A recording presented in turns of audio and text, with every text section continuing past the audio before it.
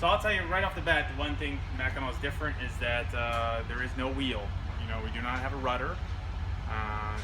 There's no screw, if you will. We are propelled by what's called azipods, which are 360-degree rotating podded propulsion systems, each independently azimuth capable and individually RPM adjusted.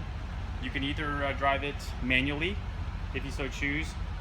Again, each individually automated by itself, or you can work it with a dynamic positioning system, which is a computer system that allows you to maintain position and heading, if you will, as you drive the ship. So quite maneuverable, great for station keeping, and definitely a modern Coast Guard. There's no other ship like this in the Coast Guard right now with a dual azipod propulsion system. So as captain of this ship, so like you spend most of your time, all of your time up here while you're moving? So not all my time. So I'm up here what we call restricted waters, or when we're doing certain operations. So for instance, for within a certain distance away from shoal or land, I will be up here in restricted waters for doing aids and navigation mission, for ice breaking with a direct escort or breakout.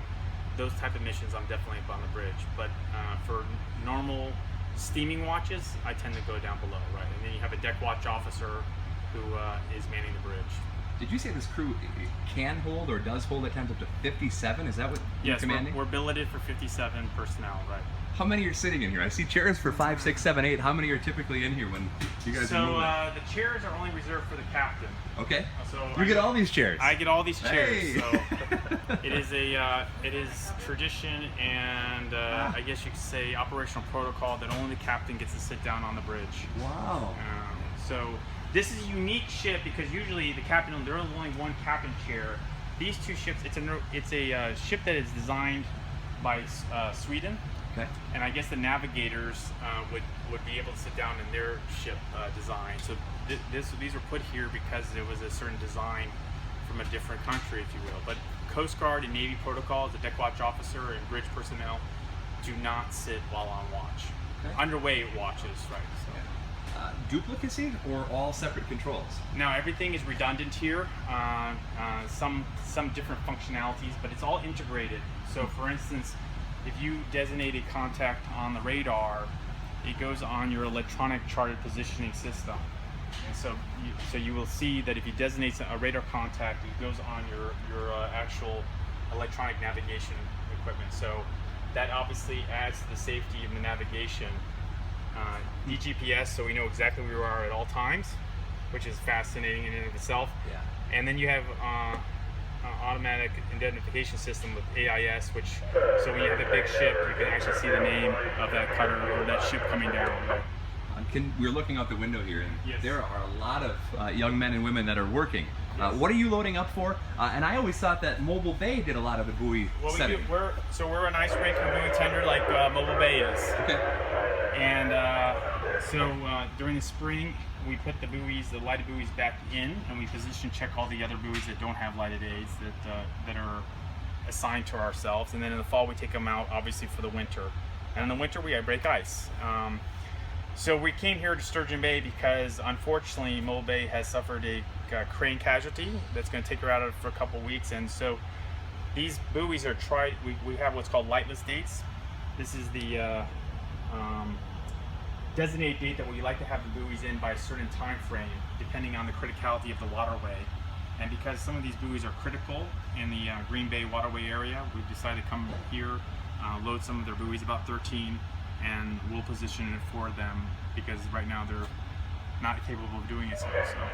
Commander, you are the biggest building right now in Sturgeon Bay. This is amazing. Yeah, it's a nice view, huh? You can't beat the view. You've been commander captain of the Mackinaw for how long? Because it's going on 2 years. It's going on 2 years. Next month will be 2 years, and I have 1 year left. Right. Congratulations. Yeah, right, thank you. Yeah. 2 different stints on Mobile Bay, though, correct? Yes, I was executive officer on Mobile Bay from 2003 to 2005, and then I was lucky and fortunate enough to come back in 2008 to 2011 as the commanding officer. What does Sturgeon Bay mean to you? Well, I tell you, we love Sturgeon Bay. We were happy to come back, thrilled to come back. My second daughter was born in Sturgeon Bay, and quite honestly, we kind of consider it home. Aside from anywhere else, I know it wasn't consecutive, but it's the longest we've lived anywhere, 5 years total. We have great friends that we still communicate with, that we love, and I think love us. And so every time I come back to Sturgeon Bay, I almost feel like I'm coming home. So it's a great place to be. How does Sturgeon Bay reciprocate that to the Coast Guard, to you in particular?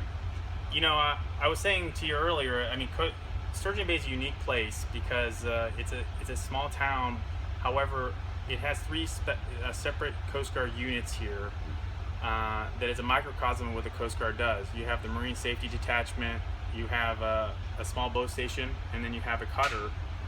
And the Coast Guard has always been here, but the city, I would say, in the last 15 years, have really recognized what the Coast Guard does, have really reached out. I think there is a real connection between the city. I mean, I think people come here and love it, and like we were saying before, people want to come back here. I'm not the only one who's asked to come back to Sturgeon Bay time and again, and people do come here to retire. There's a reason why.